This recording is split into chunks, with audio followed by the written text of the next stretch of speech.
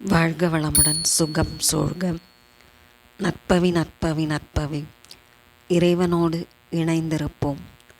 சகல சௌபாகியங்களும் அருளும் சொர்ண கால பைரவர். தஞ்சாவூர் மாவட்டம் கும்பகோணத்தில் இருந்து சுமார் 10 கிலோமீட்டர் தொலைவில் உள்ளது திருவிசநல்லூர். இங்கு மகா சொர்ண பைரவி உடன் சொர்ண கால பைரவர் ஆலயம் அமைந்திருக்கிறது.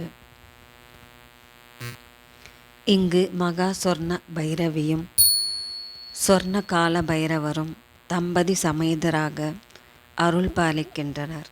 இங்குள்ள ஆலயத்தின் கருவறையில் கற்பக விருட்ச மரத்தின் கீழ் வலது காலை மடக்கி இடது காலை தொங்கவிட்டபடி கால பைரவரும் அவருக்கு அருகில் இடது பக்கம் பைரவி தேவியும் அமர்ந்த கோலத்தில் அருள் பாலிக்கின்றனர். இதுபோன்று பைரவரும் பைரவியும் ஒரே கருவறையில் இணைந்து அமர்ந்தபடி காட்சி தரும் ஆலயம் வேறு எங்கும் இல்லை என்கிறார்கள். 4 கரங்களுடன் அருளும் சொர்ணகால பைரவர் தன்னுடைய மேல் 2 கரங்களில் நவநிதிகளில் 2 பெரும் நிதிகளாக விளங்கும் சங்கநிதி பதுமநிதிகளை தாங்கியிருக்கிறார்.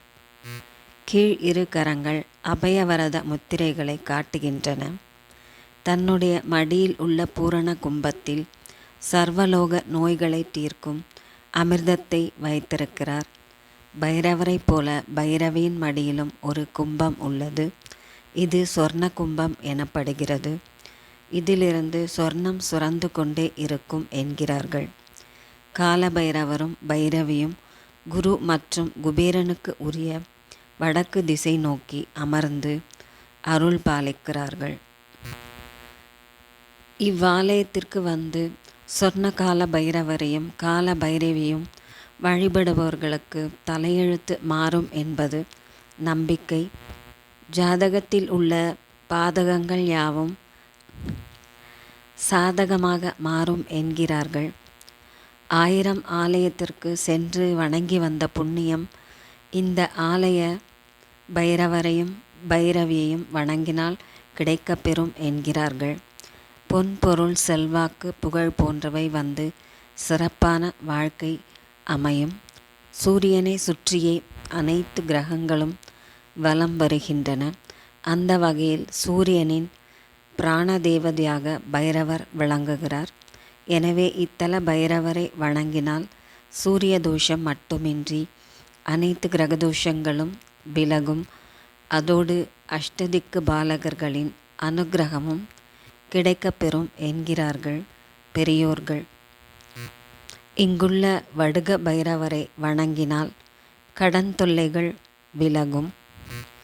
இவ்வாலயத்தின் வடமேற்கு மூலையில் அரசு மற்றும் வேம்பு மரத்தின் அடியில் தனிச்சன்னதியில் வரசித்தி வலம்பு விநாயகர் எழுந்தருளியுள்ளார். இவரை வணங்கினால் சர்வ சங்கடங்களையும் தடைகளையும் அகற்றுகிறார். செல்வ வளம் காரிய சித்திகளை அடைவதற்காக ஒவ்வொரு மாதமும் காலபைரவர் அஷ்டபைரவர் சொர்ணாகாஷ்ண பைரவருக்கு கொல்லிமலையிலிருந்து கொண்டு வரப்படும் சிறப்பான மூலிகைகளால் ஹோமம் செய்யப்படுகிறது. ஓம் சொர்ணகால பைரவா போற்றி. ஓம் மகா சொர்ண பைரவி போற்றி போற்றி.